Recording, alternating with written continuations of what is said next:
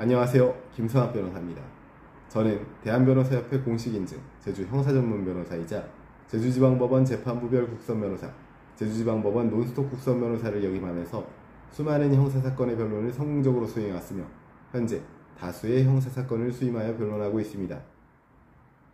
최근 스마트폰과 디지털 기기의 발달로 인해 카메라 등 이용 촬영 범죄가 사회적으로 큰 이슈가 되고 있습니다.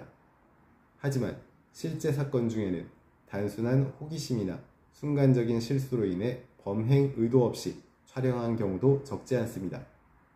그럼에도 불구하고 수사기관은 대부분 엄정한 처벌 원칙을 적용하기 때문에 섣불리 대응하면 실형이나 신상정보 등록, 취업 제한 등 중대한 불이익을 받을 수 있습니다. 오늘은 카메라 등 이용 촬영 혐의의 법적 처벌 기준과 함께 제주 성범죄 변호사의 조력을 통해 선처를 받을 수 있는 구체적인 방안을 설명드리겠습니다. 카메라 등 이용 촬영죄는 성폭력 범죄의 처벌 등에 관한 특례법 제14조에 규정되어 있습니다. 이 조항에 따르면 상대방의 동의 없이 신체를 촬영하거나 이를 반포, 판매, 저장, 전송하는 행위를 금지하고 있습니다. 즉, 단순히 촬영만으로도 범죄가 성립하며 실제로 유포하지 않았더라도 촬영 시점에서 이미 범죄가 완성됩니다. 또한 최근 법원은 피해자의 옷차림, 장소, 촬영 각도 등을 종합적으로 판단하여 성적 수치심을 유발할 수 있는 행위인지 여부를 판단하고 있습니다. 카메라 등 이용 촬영 혐의의 처벌은 다음과 같습니다. 성폭력처벌법 제14조 제1항에 따라 7년 이하의 징역 또는 5천만 원 이하의 벌금에 처해지게 되고, 촬영물을 반포, 판매, 유포한 경우에도 7년 이하의 징역 또는 5천만 원 이하의 벌금에 처해지게 됩니다. 또한 영리 목적이나 보복 목적이 있는 경우에는 가중처벌되어 최대 10년 이하의 징역에 처해지게 됩니다. 또한 유죄가 확정되면 대부분 신상정보 등록 의무가 부과되고 일정 기간 동안 공공기관 및 아동 청소년 관련 기관 취업 제한 조치가 내려질 수 있습니다. 즉, 단 한 번의 촬영이라도 성범죄자로 등록될 위험이 매우 높기 때문에 초기 대응이 무엇보다 중요합니다. 카메라 등 이용 촬영 혐의는 피의자의 진술 내용에 따라 사건의 향방이 크게 달라집니다. 조사 과정에서 불리한 진술을 하면 이후 번복하기 어렵고 처벌 수위가 높아질 수 있습니다. 제주 성범죄 변호사는 다음과 같은 부분을 중점적으로 조력합니다.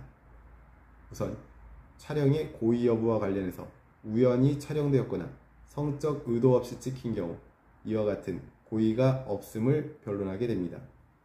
다음으로 피해자가 촬영 사실을 몰랐거나 신체 특정이 불가능한 경우 피해자의 인식 여부와 관련된 변론을 하게 됩니다. 또한 개인용 저장만 있고 외부로 전송하지 않은 경우 유포 또는 저장 의도 부재에 관련한 변론을 하게 됩니다. 이러한 요소들을 주장하고 입증하면 단순 실수 또는 과실로 인정되어 불기소나 벌금형 선처 가능성이 높아질 수 있습니다. 선처를 위한 구체적 대응 방안으로는 우선 피해자와의 성실한 합의가 형량 감경에 가장 중요한 영향을 미칩니다.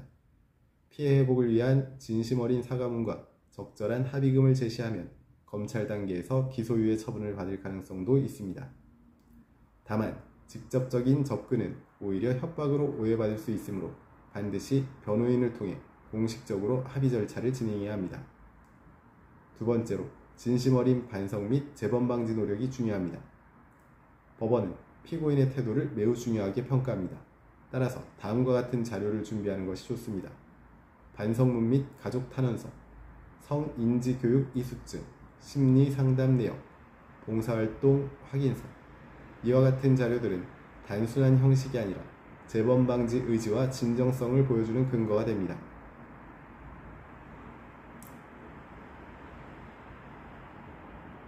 현재 카메라 등 이용 촬영 혐의에 대한 법률적 도움이 필요하시다면 언제든지 제주 형사전문 변호사 김성학 법률사무소를 찾아주시면 신속, 정확한 해법을 제시해드리겠습니다. 조금이나마 도움이 되셨으면 합니다. 감히 최고라고 자부할 수는 없지만 여러분의 권리를 지키고 항상 최선의 결과로 만족을 드리는 제주 형사전문 김성학 변호사입니다. 감사합니다.